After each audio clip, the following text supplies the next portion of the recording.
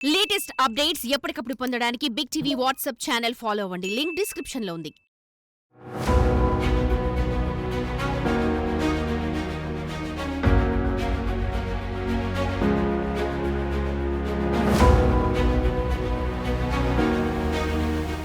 దొంగతనం అనేది ఒక కళ అని ఏదో సినిమాలో ఒక నటుడు గర్వంగా చెప్తాడు. నిజానికి కూడా దొంగలు తాము దొంగలించే విషయం బయటపడకుండా ఉండేందుకు ఎంతో జాగ్రత్త పడతారు. అయితే ముందుగా రెక్కి నిర్వహించో లేక ఎవరూ లేని సమయంలో దొంగతనం చేయడం మామూలే. కానీ చుట్టూ వేలాది మంది జనం ఎటు చూసినా పోలీసులు ఉన్న ఓ దొంగ తన చేతివాటం ప్రదర్శించాడు. అందిన కాడికి దోచాడు. కానీ కర్మ బాగోలేక కాకీల కంట్లో పడ్డారు. ఇంకేముంది, మోసపోయిన వారంతా మనోడిని కుమ్మి పడేశారు. పోలీసులు అడ్డుకున్న ఆకుండా దేహశుద్ధి చేశారు. ఎక్కడ జరిగింది ఆ దొంగతనం ఇప్పుడు చూద్దాం.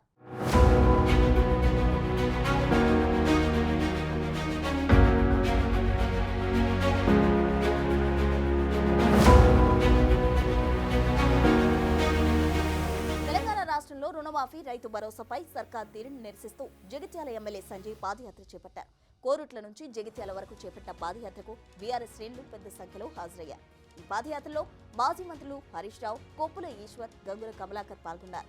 పోలీసులు భారీ బందోబస్తు ఏర్పాటు చేశారు. జగిత్యాల కొత్త బస్టాండ్ చౌరస్తా వద్ద కార్నర్ మీటింగ్ ఏర్పాటు చేశారు. వెన్నుముక వైద్యుడిగా సేవలందించిన ఎమ్మెల్యే సంజయ్ ఇప్పుడు రైతుల వెన్నుముకగా నిలిచాడని హరీష్ రావు ఎమ్మెల్యే సంజయ్ను ప్రశంసించారు. అయితే ఈ కార్యక్రమంలో కాసేపు అలజడి చెలరేగింది. ప్రజలంతా మీటింగ్ లో హరీష్ రావు మాట్లాడుతుంటే వింటుండగా ఓ దొంగ స్థానిక నాయకుల జేబులో నగదు కాజేశారు. ఇద్దరు ముగ్గురు నాయకుల జేబులు ఖాళీ అవడంతో అప్రమత్తమైన వారు పోలీసులకు సమాచారం ఇచ్చారు. ఈలోగా మరో నాయకుడు జేబు కొడుతూ ఓ దొంగ దొరికిపోయాడు. దీంతో పోలీసులు అదుపులోకి తీసుకున్నారు. ఈ విషయం తెలుసుకున్న స్థానికులు ఆ దొంగకు దేహశుద్ధి చేశారు. పోలీసులు అడ్డుపడుతున్న ఆకుండా పిడిగుద్దులు గుద్దారు. రైతులకు గిట్టుబాటు ధర లభించక మా బాధలో మేముంటే నీ బాధ ఏంట్రా అంటూ ఉతికి ఆరేశారు. అనంతరం జగిత్యాల టౌన్ పోలీస్ స్టేషన్ కు దొంగను తీసుకెళ్లారు పోలీసులు. ఏదేమైనా సందట్లో సడేమి అలా ఆ దొంగ చేసిన పనికి నాయకులు ఇకపై అప్రమత్తంగా ఉండాలని క్యాడర్ కు పిలుపునిచ్చారు.